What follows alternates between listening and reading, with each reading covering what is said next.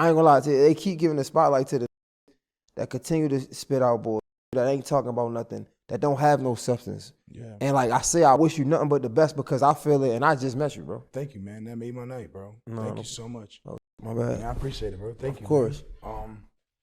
Man, I appreciate you saying that, man. You know, it's been a long road for me. And like I said, man, like I love this. It's like it's put me through hell, but when you love it, you still in it because you love it. It's like trying to find a fucking nail clipper or some shit in the crib. You don't find it. You find it when you don't need it. Mm-hmm. You know what I'm saying? I think that it's time for me to let it go and let God handle my life because I can't have control of everything. And as long as I do it with love and respect, I can't fail because it starts right here. You probably are going to interview way bigger artists than me. But one thing that you'll always do is remember, I pray that you remember this interview and I pray that it impacts you in any way where you walk forward being like, you know what? I'm going to do something different. I'm going to do this different. I'll work on, then I did my job. But at the same time, I learned from you too. You know what I mean? That I can be from Baltimore and have an incredible show and make it from Baltimore and be young doing it and interviewing my favorite boxer from my city. You did that shit. Next thing you know, bro, you're going to have everything you wanted. And this is going to be the reminder, bro, like you did that. And you're going to continue to do it. Just all I say is, bro, it's just like, as you go up, make sure you don't bring people up there that don't want to see you there.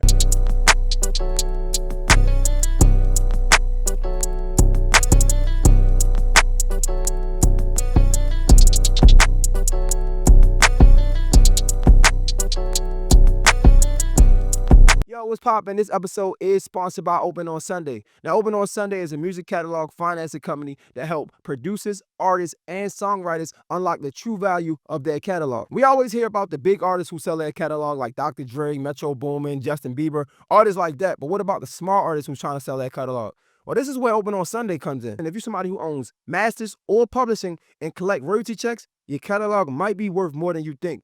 Now, this is where Open on Sunday can help. They will give you upfront cash to invest in whatever. It could be for a studio, for a house, or even just to reinvest into your music career. But the special thing about them is they offer a buyback option. So if you ever want your music catalog back, you got the option to do so. So listen, if you're an artist, songwriter, or music producer, you do not want to miss out on this opportunity. All you got to do is go to www.openonsunday.com and you can get your free valuation. Listen, man, this company is legit. They've been around since 2018. They acquired over 100 catalogs, including legends like B.B. King, Ghostface Killer, and Keith Sweat. Don't miss out.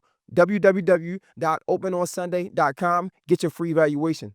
Let's get back to this episode. All right, man. Let's dive straight into it, man. J Hill Podcast. We are here. Special guest to my left. Gashi, what up, man? Yes, sir. Gashi, what's up, dog? How you feeling? Good, man. Yo, I love the fact that you're in Brooklyn, my hometown. I feel good.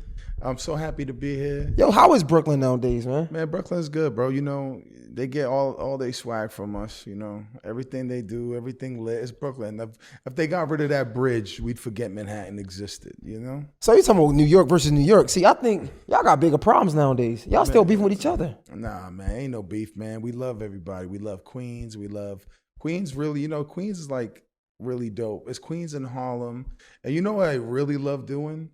Golfing in Staten Island. Yo, you funny. I feel like that's a joke. Yo, nah, I'm being serious. And you know what I just got off the FaceTime with? Ghostface Killer.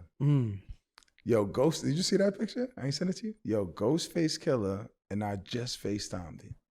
It was one of the most incredible things in my life that's ever happened to me. And a lot of shit has happened to me in my life. But that moment was special because that's a special bro, man. That's a special brother, man. And he's in, like, when me and my brother were younger in Germany, my brother stole a CD out of a store, and it was a Wu-Tang album. And to be on FaceTime with Ghostface years later, it's just so crazy to me. So Staten Island, shout out to Staten Island, the best bagels, best car washes. And, you know what I'm saying, when I was younger and got my license, every time I needed to, like, every time I tried to, like, instead of driving all the way to Jersey, Staten Island was always lit. Like, they were always down. Yeah, I want to ask you something. Since we went straight into it. I was going to take my time, but whatever. Yo, you on the phone with Ghostface Killer, Yeah. right? You were signed to Jay-Z. Yeah, man. Brooklyn, baby. Yeah, like you have so many ties. I mean, you were just talking about Drink Champs. You had a meeting, whatever, something like that. Yeah. We're gonna talk about that later. Bro, for the people that don't know, like, who is Gashi? Who is Gashi? I mean, Gashi's American, Gashi's Albanian, right? You said it right. I appreciate that. Thank you so much, bro. Who am I? I don't even know who I am anymore because there's so much. It's like I'm a building. You know what I mean? There's different floors to me, and there's so much to me. You know, I was born in Libya, and I was born in Africa, but my parents are both from Albania, and they're both from Kosovo. And I was well traveled. I traveled so many countries, and I love all types of music. Right? I came here to Brooklyn, and I grew up listening to hip hop, rap, and I decided to make it and like make music, make hip hop, and make all types of music because I make all genres. But like, yo, bro, I don't even know who I am, to be honest, because like, who the f- am I? Because there's so much to me. I don't eat pizza every day. You know what I mean? I just feel like sometimes like I keep evolving, bro. I evolve so much. I dropped a country album last year. I put a Yankee cowboy hat out that everybody lost their mind and started copying. A cowboy hat with the Yankee logo. And then I switched it up on them as soon as they caught on the wave. So it's like, I'm just like David Bowie and shit, you know what I mean? As soon as they say if you go to a David Bowie concert back in the day before he passed, as soon as you go there with the outfit that he showed you on the album, he comes out with a different outfit. So you look like a bozo. And that's kind of like the idea of what Gashi is. It's like somebody that's always reinventing the wheel. You know what I mean? Doing whatever I want. Like today, I literally was dressed up like I was Ralph Lauren. And then I went home to Jersey. And as soon as I got naked, I got a text like, "Yo, good luck in your interview." And I said, "What interview?" And they said, "You got an interview in Brooklyn." And then I threw on an Averex jacket with some baggy jeans, some Timberlands, and I walked out. You would never think it was the same person that left the crib. I mean, it's just so much to me. I don't give a fuck. You know what I mean? It's funny that you take us down this route because I feel like even early on when you look up your music and just do my research, I feel like that music sounds way different from what I'm hearing now. Like it's like two different type of style. Like I'm like, wait, is this the same person? I don't even understand. I don't even know who the fuck I am anymore, bro. I'll be honest with you, man. Like I just am very comfortable with who I am. I don't know what I am, but I'm very comfortable with who I am. You understand what I'm saying? Yeah. A lot of people are not comfortable with who they are. So they do stupid stuff. Like they put other people down and shit, you know. But I live in the fifth dimension. I like literally love everybody. I really do, man. And sometimes I do weird shit. You know, like I'll tell somebody else they look good. And it gets weird because they say you're not supposed to be doing that. But I'll tell somebody, yo, those sneakers are fly, man, you're killing it. Or like, yo, that's a dope jacket, bro, you're killing it. Like I compliment people. They say don't do that, you know, but what you think the world come to nowadays? Like why is that a bad thing nowadays? I don't know. I think people just like are weak, you know? People are weak minded. I love complimenting, I love uplifting people, I love being positive, and I love spreading joy. So when I walk into a room, I'm always happy. A lot of people don't like that. A lot of people don't like when you're happy. But you're a rapper. I'm an artist. But yeah, being a rapper is so cool though. I am a rapper. But so you're not supposed to, you're almost not supposed to be like that. You're supposed to be mad at the world. You're supposed to be upset. You're supposed to have a chip on your shoulder. But I just think it's negative, man. Like hip hop is I'm a guest, right? In hip hop. I'm an artist, but when it comes to being a rapper, I'm a guest in hip hop as a culture. I came into hip hop culture to add to it, not take away from it. And I want to add happiness, but it's been happy. Hip hop started in the Bronx, bro. They would, you know, dance and be happy. And let me tell you about this, you know, tell stories. Like, you know, it was not always negative. It was positive. Hip hop was something to escape poverty from, you know, like when you didn't have anything and everything was taken away from you, you had art, right? And that's what hip hop is and rap is. And it feels weird talking about it because I'm a guest in it and I just want to add my Albanian flavor to it and add the shit that I grew up on, which is Arabic music, and add Arabic melodies to my shit. But like, we can't say that rap is negative. Maybe now with the killing and stuff, but it was never always that.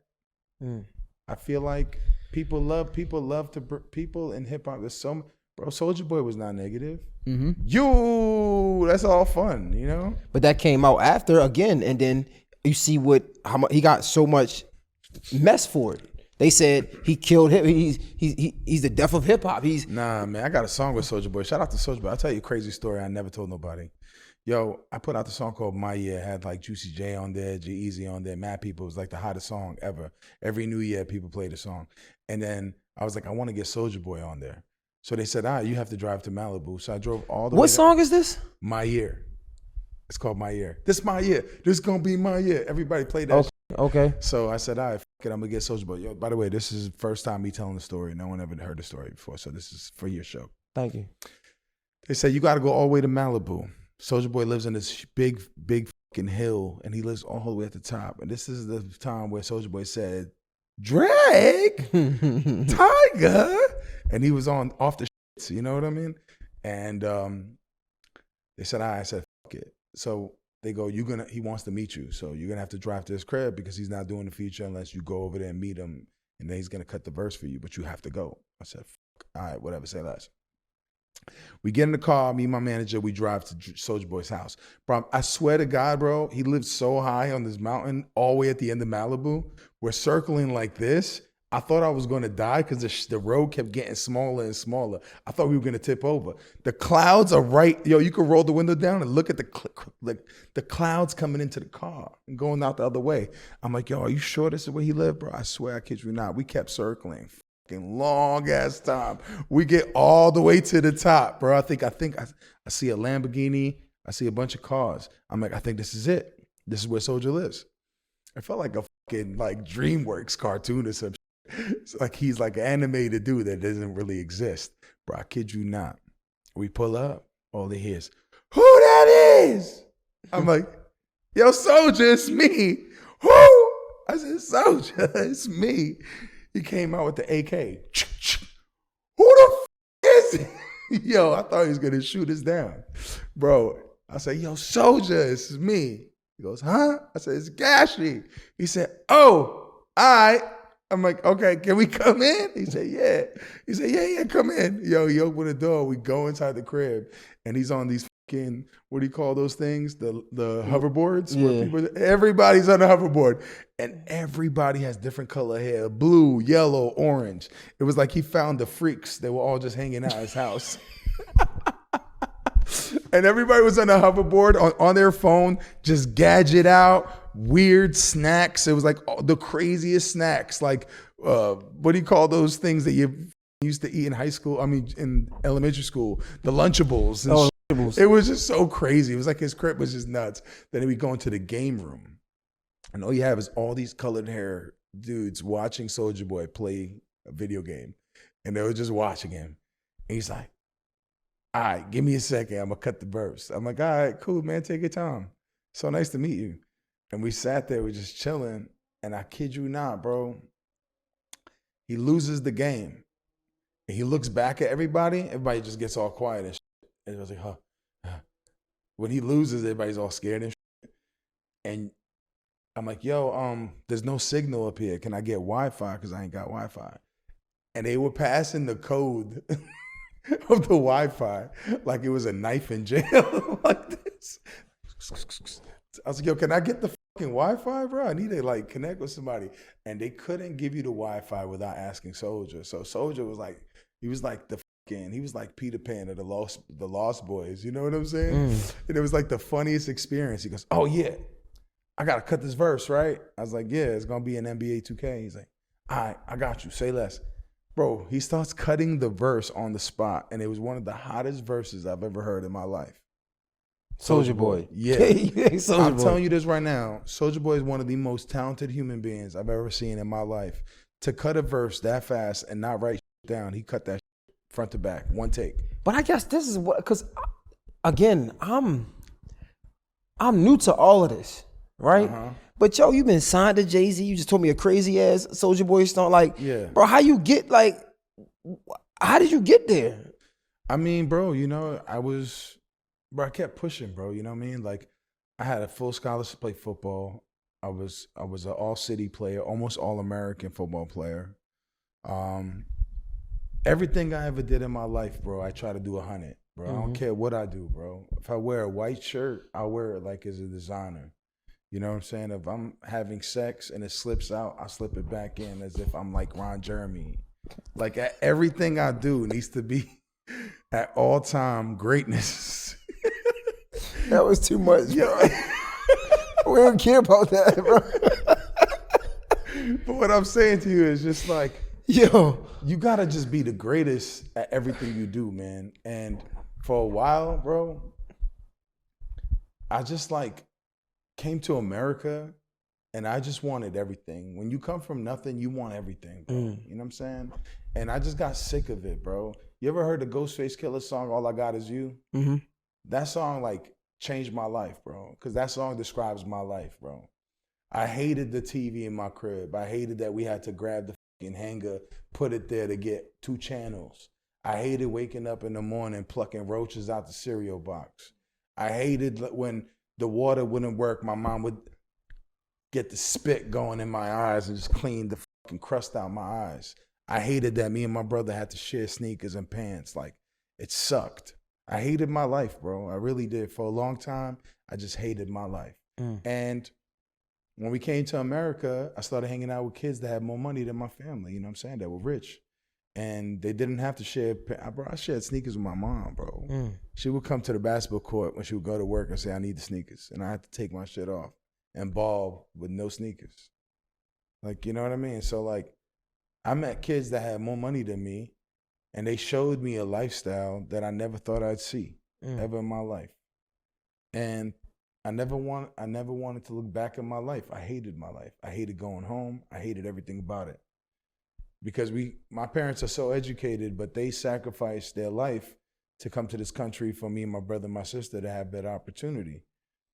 And for a while, it was just like, bro, like, you get food and school, and I see kids not eating, you're saying that's gross. But like, yo, bro, I come from places where we ain't eat for fucking 6 days just drinking water, you know what I mean? And like trying to figure the shit out. So I took advantage of everything, bro. If you look at my yearbook, bro, you see me in chorus club, science club, math club, theater club, basketball, football, baseball. I did everything because I just try to take advantage of every opportunity. So what I did was after college, I was like, I'm gonna figure this shit out.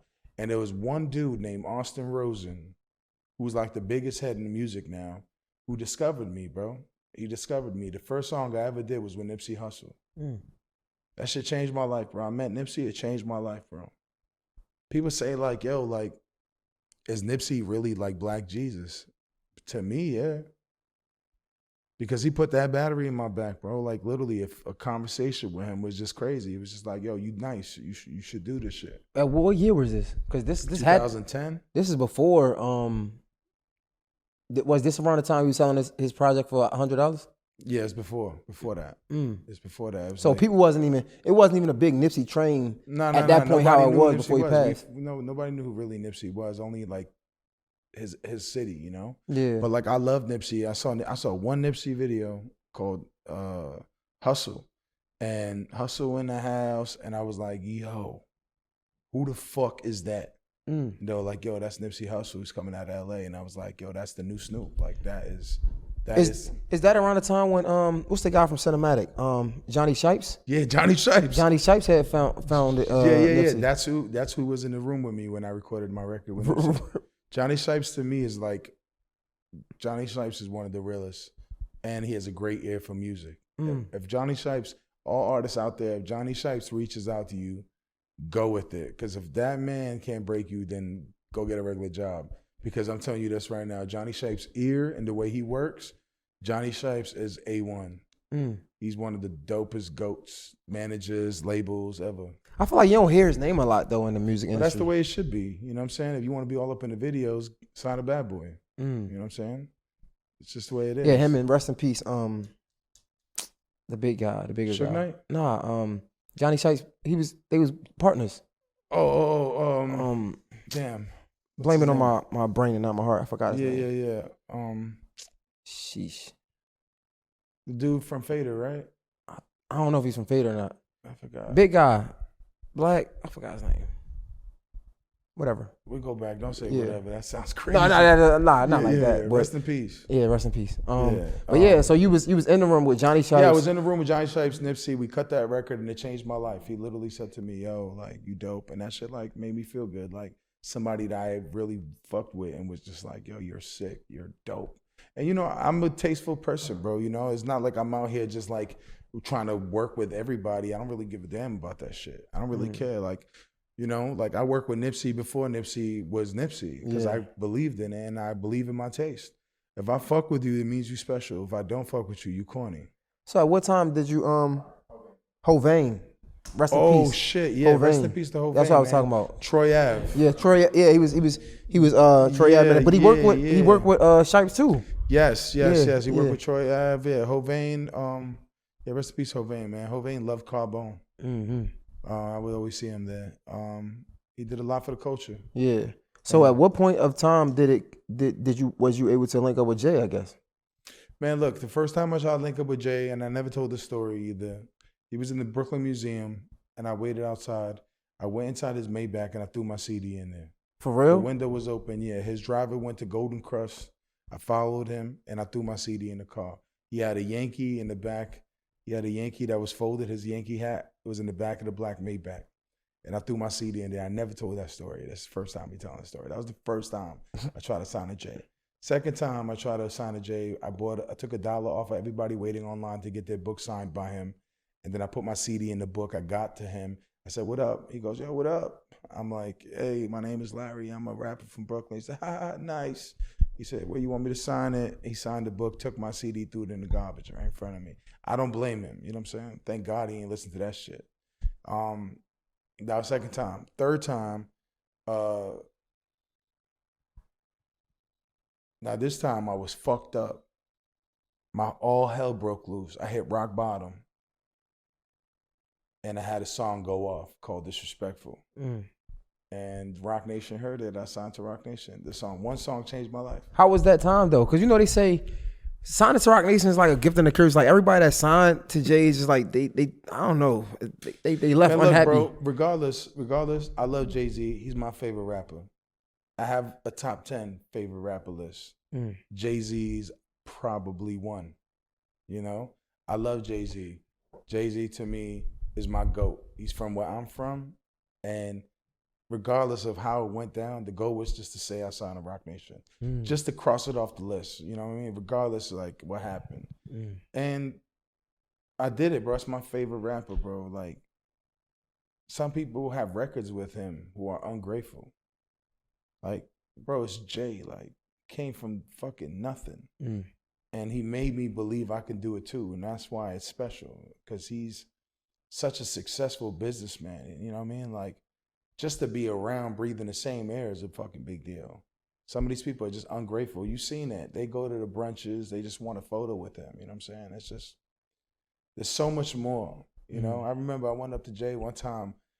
No, this is the second time I met him. I said, I was so nervous to be around him. I said, after we had a small conversation, I said, "All right, man, it's nice to see you."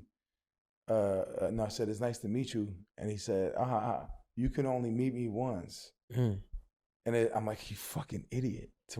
I walked away because he's right. You can only meet somebody one time. It's nice to see you, not meet you. But I was so nervous around him that I said stupid shit like that. You know what I'm saying? But that's because his presence means so much to me. Because when I had my parents around, I was learning from his albums. I was learning what he was saying. You know, he's just an educator, he's a teacher. You know what I mean? So, yeah, I signed to him. Yeah, I didn't fucking become the biggest artist in the world, but it don't matter because I'm not doing the garbage. I'm not doing anything I don't want to do. I made millions of dollars, bro. Like, you know, I don't like how people go online and write, "He fell off." You have nothing. You can't say nothing. You never was on. How are you saying you fell off or pointing fingers out? If you never did anything in your life, you have nothing to say. Your credentials, you have nothing to say. That you haven't done anything to say anything. So sometimes you get artists out there, you know, who had success and then had a pause or something rough happened. They lost somebody or something happened, a rough patch. and they pause. And then you get these kids who write, oh, he fell off, study to fall off or whatever. And it's just like, bro, you've never done nothing in your life to say that. Like, even the artist that falls off still has more money than you, your whole family, you and your mom's fucking crib in a small ass room saying he fell off. Like, when I read about certain artists and I go, are you crazy? This artist is literally walking out a mansion. But have you ever, like, you gotten that? Has it, like, bothered you at all, though? No, I the thing is, bro, I'm blessed, bro. I really, truly am blessed, bro. The reason why I say I'm blessed is because my career was never like this. I expanded. My career was like this. It was never like this.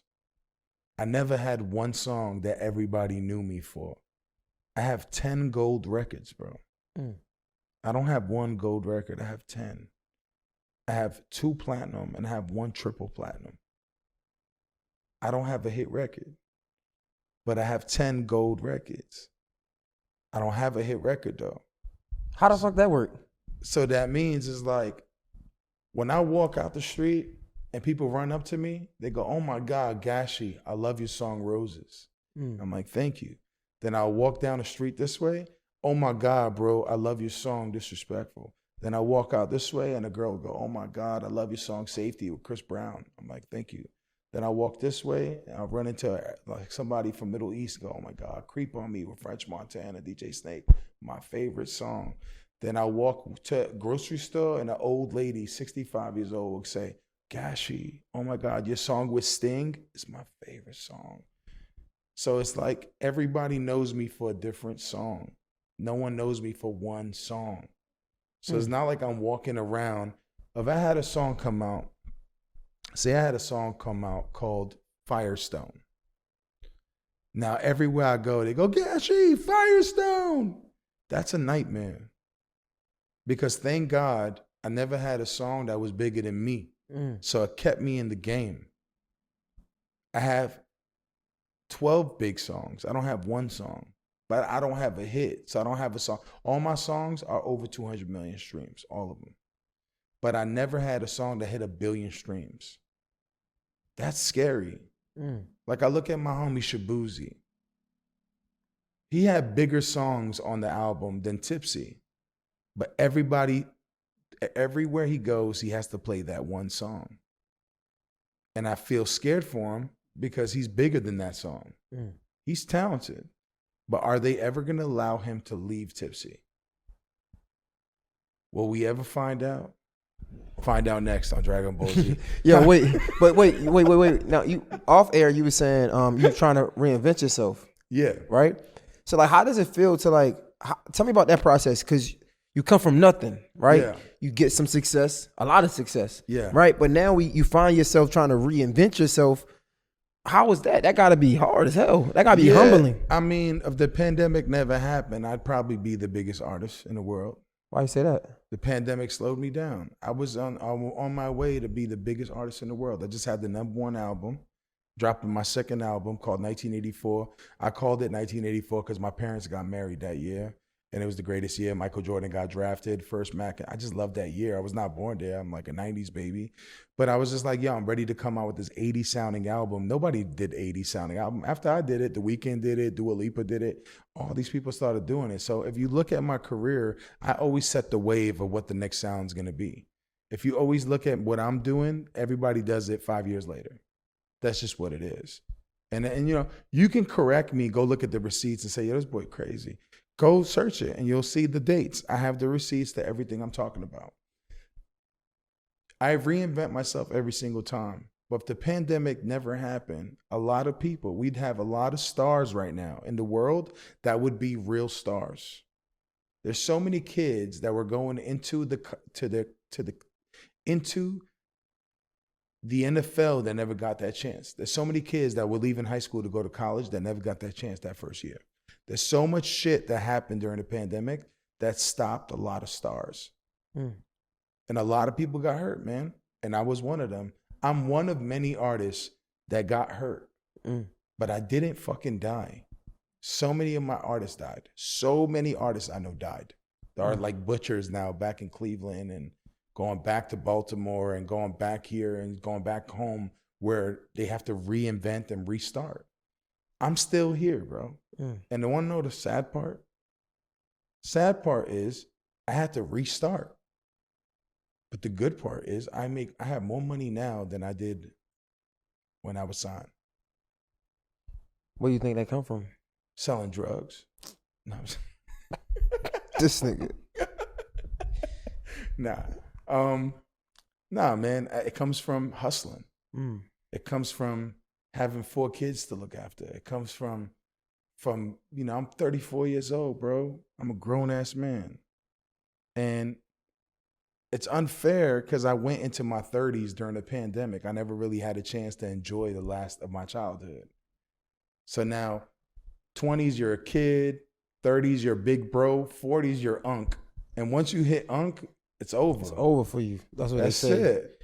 40s is Yeah, I'm curious. I'm curious to know because like you talk about these gold records, these platinum records, but I think you did an interview on what was it, Bootleg Kev, and you were saying that the numbers are fake. Yeah, the numbers is fake. Yeah, but bro, like when you seeing these artists hit 1 billion fucking streams, bro, like I just hit 100 million streams 7-8 years, natural, organic. For some of these artists that hit 1 billion streams, you want to know how I know? I'll show you right now. Let me show you how you know. Right here. Show you right now. This is how you know artists are faking their streams. Show you right now. Look at this. Okay, ready? This is how you know. Look at this shit. Why the fuck is this many people listening to you in these countries? Mexico, India, St. Paulo, Sydney, and India all the way again in the bottom. Look at these artists. These artists never stepped in these countries, ever. Never did shows here, never did anything. Why is it always the same countries? How you from New York? Why aren't you getting the biggest love in New York? You're supposed to have all these streams in New York. They don't. Look, it's always the same countries. These are all the fake streaming farms. Look, it's always the same countries. And you know who's not faking it? Your boy Drake. Look at these numbers for your boy Drake. Look at your boy. That's how you know this shit real. Look at your boy Drake, man. Come on, man. Look at the GOAT. London, New York City, Los Angeles, Chicago. Come on, man. So wait, but I feel like you talk about all these numbers, and how do one know that you're not faking it? Because you look at my numbers. My numbers. If you look at my numbers, look at my numbers. Okay, my numbers. UK, Germany, Albania, Kosovo, New York, London. How is that? How am I? These are the countries. I'm Albanian. Like, what are you talking about? Like, what you mean, dude? I'm Drake of Albania. I'm Kendrick of Albania, Kosovo. They're supposed to be playing my shit. That's because it makes sense. Like, it makes sense. Like, okay, you from Baltimore, right? They're going to have a street named after you. You're going to throw festivals there. They're going to talk about you. You're going to be a fucking king in Baltimore. They're like, yo, why are these Baltimore numbers on his podcast so high? Because he's from Baltimore. Yeah. They built a statue in Barbados of Rihanna. Why? She's from fucking Barbados. You're supposed to be repping your city. If you look at Kendrick Lamar's numbers, Los Angeles, #1. He's from there. These dudes, these fucking weirdo artists is getting India and Brazil. But you never been there. They don't care about you. They don't know you. That's it. Like, it's just crazy. Like, and you never do shows there. Do you want to know why you never do shows there? Because the boss love music, but they hate buying tickets. Yo, this nigga is crazy, bro. This guy is, I mean, you cooking though, I mean, for sure. For sure. I mean, that's a fact. Man. That's a fact. Wait. So, okay, cool. So going back to the reinventing yourself spot. Yeah. Like, again, it's different than what you introduce yourself to. The music. I mean, yeah, I always change myself, but shout out to Forefront, my PR agency. They're helping me reinvent the wheel right now and reinvent me and my music, and they're doing it right and correct. We slowly letting it marinate. What we're doing is I never had a real team around me. I've been doing this by myself for my whole career. I had Roc Nation, and then I left them, and for a long time I was doing it by myself, me and my friend, just going at it. For the first time, I hired a real PR team. I hired a real management. I hired real partnership. I've hired Next Distribution that helps me distribute. So I realized that in order for me to become successful, I need to hire people that know what they're doing and come from a background of being successful with other artists. And, you know, I'm doing the best I can with building a strong foundation, which I already have the foundation, but doing it with a team that is super intelligent with how to maneuver around the industry and the climate we're in right now, which is very, very difficult.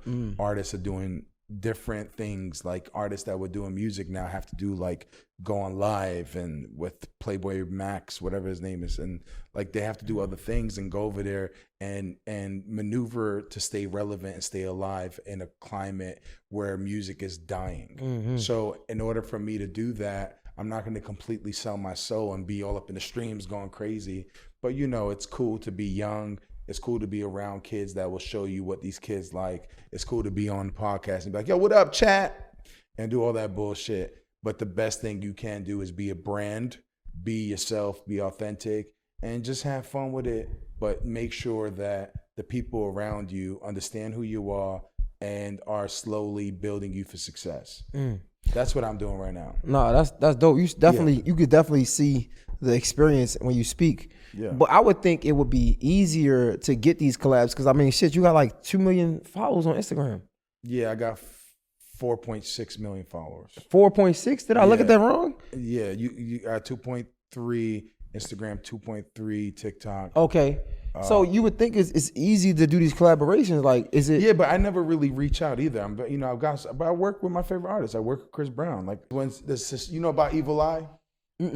So there's this thing in my culture where they say you get evil eye when you're so successful and you're so popping, and somebody's looking at you in a way where they admire you too much. You get evil eye, so you fall. You know what I'm saying?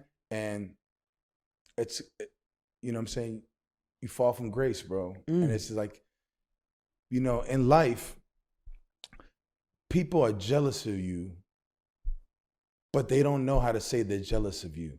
But their soul envies you so much that it gives you bad luck. It's like being on a Madden cover.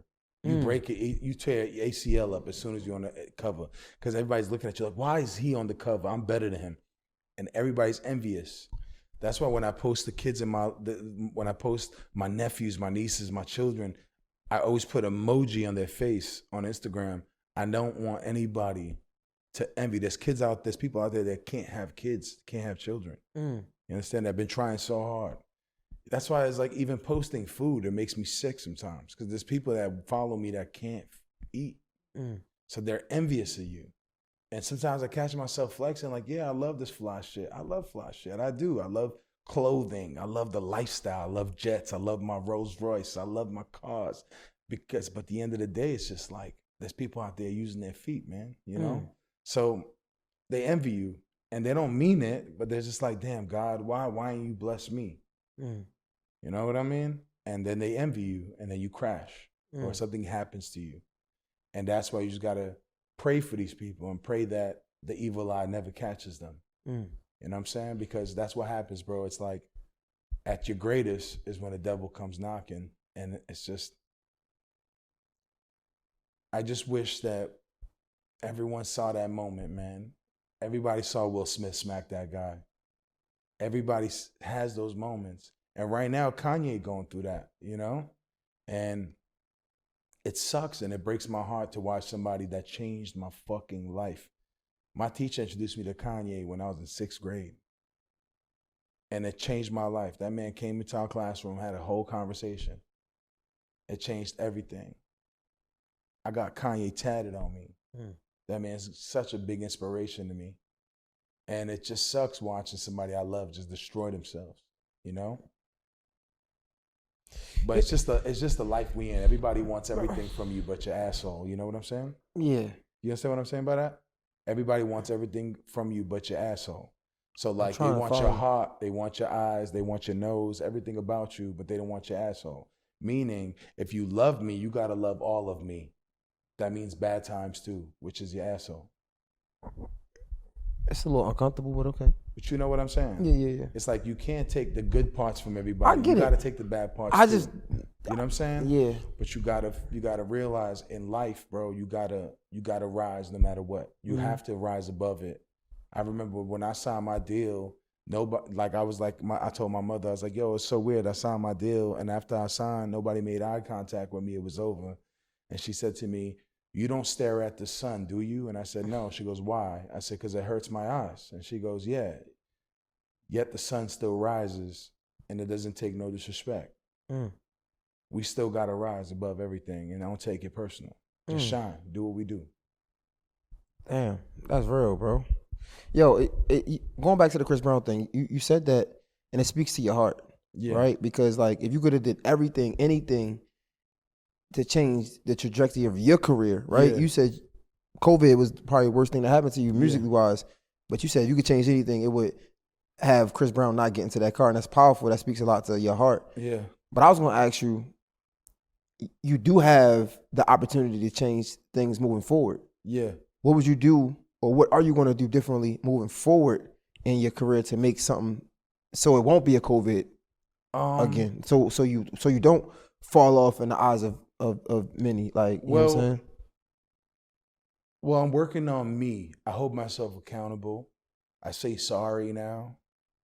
I had a disagreement with one of my friends, Andres, who I work with, and I literally wrote him a whole message because I was wrong in a situation. I said, I apologize, I'm sorry. The old me would have been like, yo, go fuck yourself.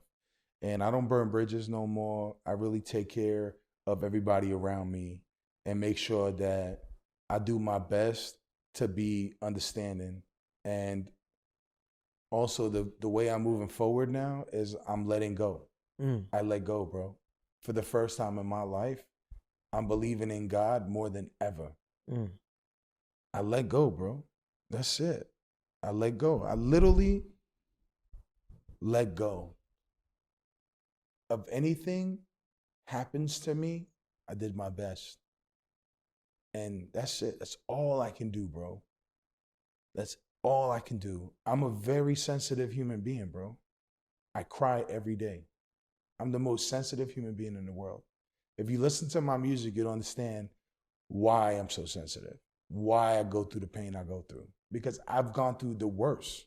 There's so much shit about me that people don't even know, that I don't speak about, that I went through as a child. And I don't even speak on it, you know? But like, it bleeds. I bleed. And it sometimes you react towards shit and you burn a bridge and you fuck it up. I used to be the kind of guy that one tire will pop and I'll drive until all three pop and the car just burns down. Now I pull over and I fix the tire up and I get back on the road. And that's what I'm doing. I'm trying my best to fix things before I snap and burn everything to the ground. Because I used to say, fuck it, I'll burn bridges all day because I can swim. I'll get to the other side. But bro, it's been crazy swimming with these sharks. I had to turn into an orca. That's what I'm doing differently. I'm just like, all right, fuck it. Let's not burn this bridge. Let's be thoughtful and let's just like think about other people's feelings. Stop being so self-centered. And that it's been working for me, you know? I tried to do therapy. I was in Beverly Hills. They had a therapist try to come at me. He looked in my eyes. He was like, there's so much pain in your eyes. And you tell me your stories. You smile when you tell me all these bad things that happened to you. Bro, he had me feeling more crazy than when I got in there. So I just jumped out the window.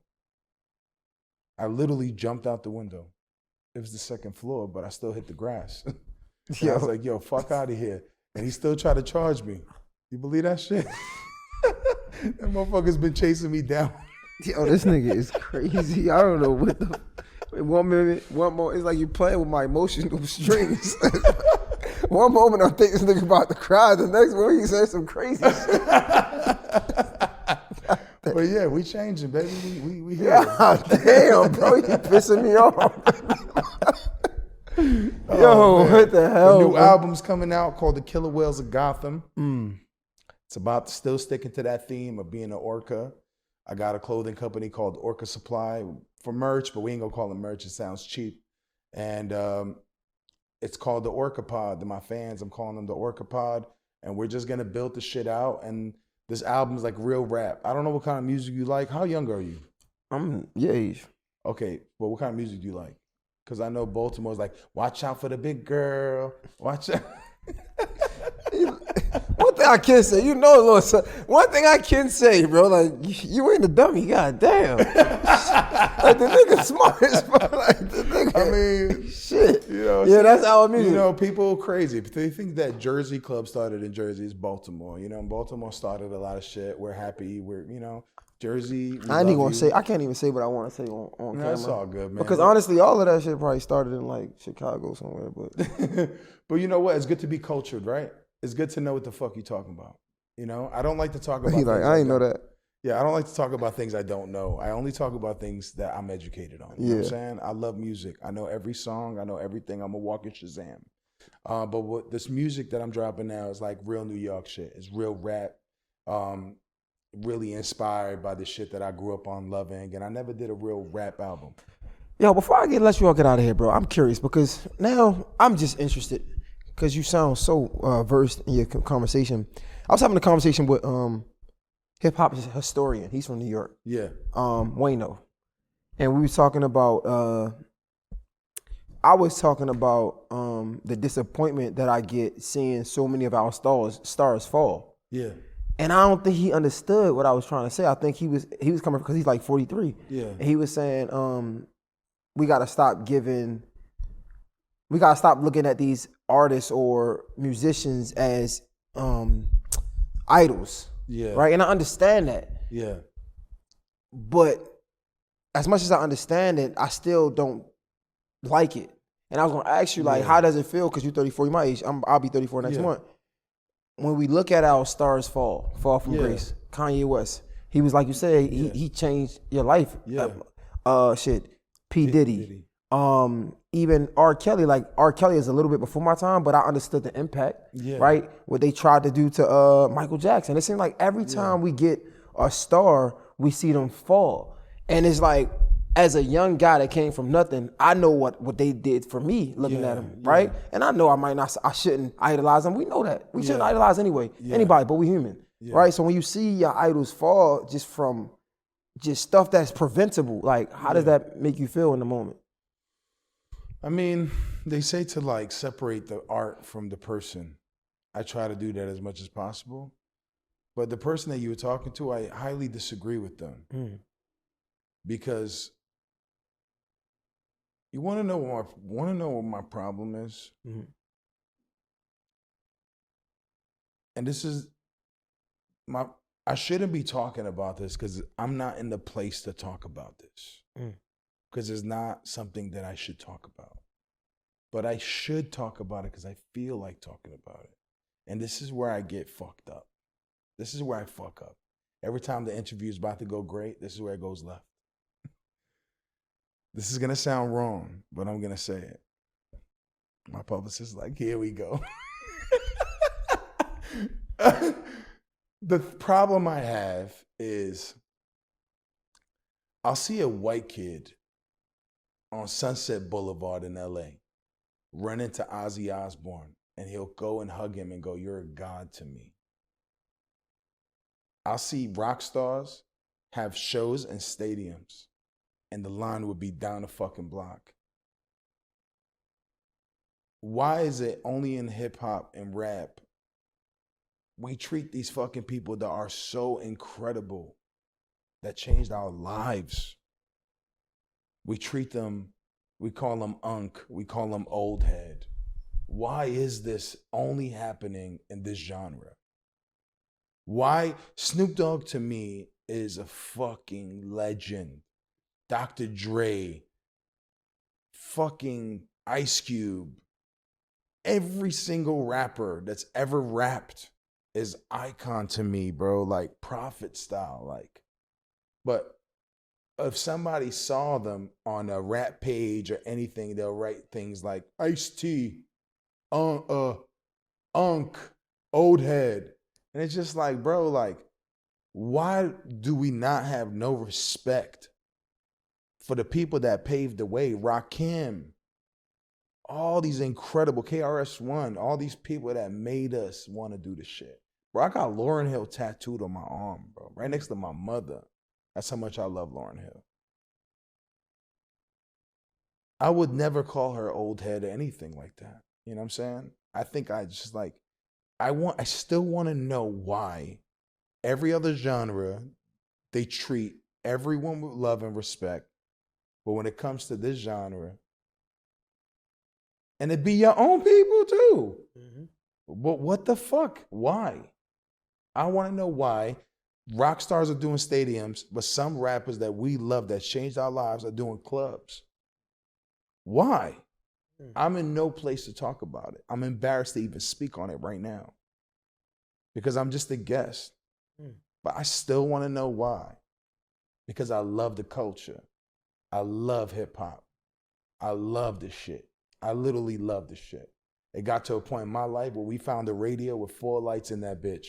Outside, we found a couch, we found the fucking radio, and we took the couch with bed bugs, brought that shit into the crib. Mom wrapped it up with plastic, and we sat on that bitch. Then we put batteries in the motherfucking radio, made that shit work. All we had was a couch, 4 walls, and a fucking radio. And I would turn that shit to Hot 97 and listen to the hottest songs. And that was my way of coping with what I had. Music, getting away with it. It was hip hop. I ain't listened to nothing else but rap, hip hop. That shit saved me. To hear this shit, it's just like, what the fuck? Yo, I'm gonna be real with you, bro. I had a short amount of time to prepare for this interview, and I didn't really know where I was gonna go with it. Yeah. And I was like, just like in my head, I was like, man, I just want to do well, right? Yeah. And I'm gonna be honest with you, bro. Like, I don't know if it's the age gap or whatever. Like, I know you was already successful, right? And you trying to reinvent yourself, but like, I really hope you do everything that you want, genuinely, because I could feel it. It's different. Like, I talk to a lot of people, bro, and it's different when you feel when somebody is genuine. You get what I'm trying to say? Like, you feel it, and I feel it, and like, I really like wish you the best. And I say that because it be so unfortunate, and I hate this. It seems like, and this is what I do it for, though. It seems like they keep giving the spotlight to the niggas that don't deserve it. I ain't gonna lie to you. They keep giving the spotlight to the niggas that continue to spit out bullshit, that ain't talking about nothing, that don't have no substance. Yeah. And like I say, I hope you get it because like I can feel it. Like I see that you're passionate. I see the misunderstanding that people may see, and I don't even know you, bro. I swear, I'm just being genuine as possible. You know what I'm saying? So it's like, I wish you nothing but the best because I feel it, and I just met you, bro. You know what I'm saying? And this wasn't even, this is crazy, bro, for real. Like, I love your approach. I think you're dope as fuck. And I just know sometimes a lot of times it be the dopest individuals that get the short end of the stick. Yeah, thank you, man. That made my night, bro. Thank you so much. Oh shit, my bad. Man, I appreciate it, bro. Thank you. Of course. Man, I appreciate you saying that, man. You know, it's been a long road for me. And like I said, man, like, I love the shit. It's like, it's put me through hell, but when you love it, you still in it because you love it. Mm-hmm. And I appreciate that, you know what I mean? Like, you ain't gotta say it, you feel it, you know, and it's, I guess, like, you know, I always like think like it's like trying to find a fucking nail clipper or some shit in the crib. You don't find it. You find it when you don't need it. Mm-hmm. You know what I'm saying? And I think I'm gonna get everything I deserve in the end. You know what I'm saying? So I just put all my work into it. I bust my ass for my family. I changed my mom's life. I changed my dad's life, and I just want to continue to give back. I want to go back to my junior high school. I want to give out Xboxes and like computers and just do everything I can, you know what I mean, to give back to my community. And I think that's my focus. And I think that's what's gonna make me feel better, is like knowing that I can help the next generation, because the top gets lonely, bro. You know, I was in LA, I was fucking losing my mind. I finally got the crib I wanted, the whip I wanted, I got everything. And I had nothing because I was just there alone, you know? So there's more to life than that, you know what I'm saying? I know that we being tested. I'm being tested right now. I'm being tested every day in my life. If I got everything I ever wanted, you don't think that's dangerous? So we seen that. You mix a lot of power with money, you get craziness, you know? So like I said to you, bro, it's like, I think that it's time for me to let it go and let God handle my life, because I can't have control of everything. And as long as I do it with love and respect, I can't fail, because it starts right here. You probably are going to interview way bigger artists than me. But one thing that you'll always do is remember, I pray that you remember this interview, and I pray that it impacts you in any way, where you walk forward being like, you know what? I'm going to do something different. I'm going to do this different. I'll work on. Then I did my job. But at the same time, I learned from you too. You know what I mean? That I can be from Baltimore and have an incredible fucking podcast or show. Fuck a podcast, because that sounds cheap. But a show, and make it from Baltimore, be young doing it, and fucking interviewing fucking my favorite boxer from my city. You did that shit. Next thing you know, bro, you're going to have everything you wanted. And this is going to be the reminder, bro, like, you did that shit. And you're going to continue to do it. That's all I say is, bro, it's just like, as you go up, make sure you don't bring people up there that don't want to see you there with you. You don't need to. Look at life like getting into a club. The more people you bring with you, less chance of you getting in. That's it. Don't feel bad about it. Because your life is going to be like a falling airplane, bro. You got to put the mask on first before you can help anybody else. Damn. That's crazy. I ain't even... The more people you bring with you, the less likely you get in. That's a fact. You know what I'm saying? But I appreciate you, man. Thank you. Already, yo, for the people that don't know, tell them how to follow you. And yeah, yo, follow me, Gashi, Gashi, the Killer Whales. And if you're an artist out there and you're trying to get signed and get an opportunity, follow us at Orchid Sound Records. Send us the music. We'll listen. God bless you. Peace. Thank you. This is good, man. Gashi, Mr. J Hill Podcast is right. We out. Yeah.